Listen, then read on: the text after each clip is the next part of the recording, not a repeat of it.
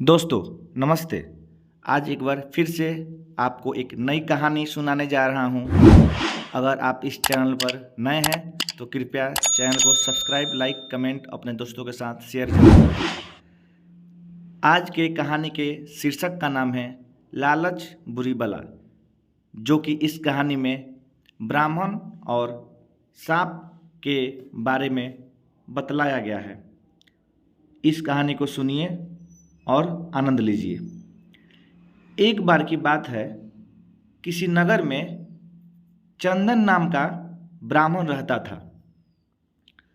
उसके पास खेत थे, लेकिन उनमें ज़्यादा पैदावार नहीं होती थी। एक दिन चंदन अपने खेत में एक पेड़ के नीचे सोया हुआ था। जैसे ही चंदन की आंखें खुली, उसने देखा कि एक सांप अपना फन फैलाए बैठा हुआ है। ब्राह्मण को एहसास हुआ कि यह कोई साधारण सांप नहीं है, बल्कि कोई देवता है।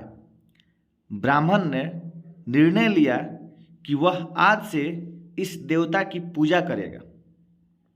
चंदन उठा और कहीं से जाकर दूध ले आया। उसने मिट्टी के बर्तन में सांप को दूध पिलाया। दूध पिलाते समय चंदन ने सांप से क्षमा मांगते हुए कहा कि हे देव, मैं आज तक आपको साधारण सांप समझता रहा, मुझे माफ़ कर दीजिए।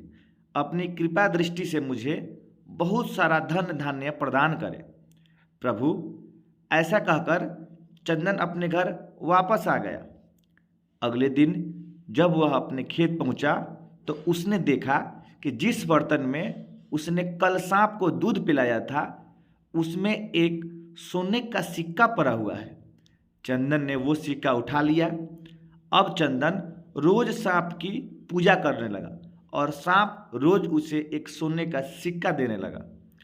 कुछ दिन बाद चंदन को दूर किसी देश जाना पड़ा, तो उसने अपने बेटे से कहा कि तुम खेत में जाकर सांप देवता को दूध पिला आना। अपने पिता की आज्ञा से चंदन का बेटा खेत में गया और सांप के बर्तन में दूध रख आया। अगली सुबह जब वह सांप को दूध पिलाने गया तो उसने देखा कि वहाँ सोने का सिक्का रखा हुआ है। चंदन के बेटे ने वो सोने का सिक्का उठा लिया और मन ही मन सोचने लगा कि जरूर इस सांप के बिल में सोने का भंडार है। उसने सांप के बिल को खोदने का फैसला किया, लेकिन उसे सांप का बहुत डर था।